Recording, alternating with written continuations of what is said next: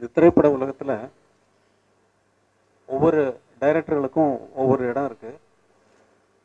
அதில் இப்போ நமக்கு பாலு மகேந்திரா போனதுக்கு அப்புறமா தெரியுது அவருடைய இடம் எதுன்னு நமக்கு.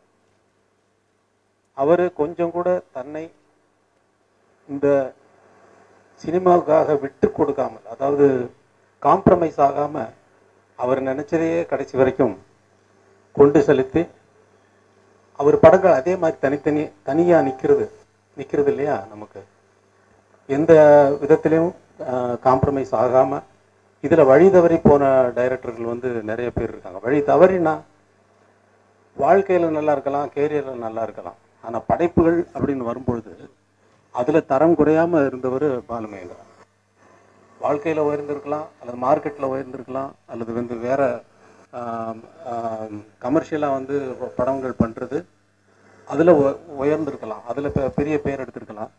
ஆனால் படைப்புன்னு என்ன கொடுத்தாங்க அப்படின்னு சொல்லி பார்த்தோம்னா நமக்கு கொஸ்டின் மார்க் தான் வருது. ஆனால் பாலு மகேந்திராவை அப்படி சொல்ல முடியாது. எல்லா படங்களுமே ஒரு தனித்தன்மை வாய்ந்ததாக இருக்கு. அதே மாதிரி மகேந்திரன் சாருக்கு திரையுலகத்தில் என்ன இடம் இருக்குன்றது உங்களுக்கு அனைவருக்கும் நல்லா தெரியும்.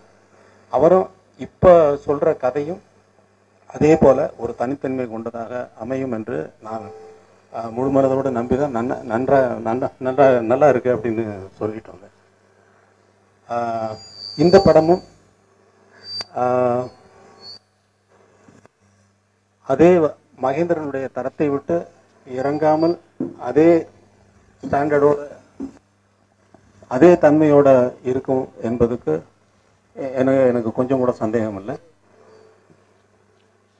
இதில் புதுசாக நாங்கள் வந்து வேலை செய்யலை, எல்லாம் ஏற்கனவே பழக்கப்பட்டவங்க தான். இது வெற்றிகரமாக அமைய இந்த ப்ரெஸ் மீட்டுங்கிறதே வந்து பாலு மகேந்திரா சார்னால தான் முதலே உங்களை மீட் பண்ணுறதா இருந்தது. அவருடைய மறைவு காரணமாக இது இவ்வளவு நாள் தண்ணி நடக்கிறது. இருந்தாலும் அவருக்கு ஒரு அஞ்சலியை செலுத்திவிட்டு இந்த கூட்டத்தை தொடங்கணும். இப்போது இந்த நிகழ்ச்சி நடந்து கொண்டிருக்கிறது. இதில் நீங்கள் அவரை எந்த கேள்வி கேட்குறதா இருந்தாலும் இல்லை வேறு எதுவும் கேள்வி கேட்குறதா தான் கேட்கலாம். இன்னைக்கு இருக்கிற ப்ராப்ளம்னு சொன்னால் நீங்கள் வந்து ஜென்ரலாக வந்து நாட்டில் இருக்கிற ப்ராப்ளம்னு இல்லை, ஒவ்வொரு குடும்பத்தில் இருக்கக்கூடிய ப்ராப்ளங்களை அவர் குறிப்பிட்டது. அவர் கதையில் ஒரு குடும்பம் தான் வருது.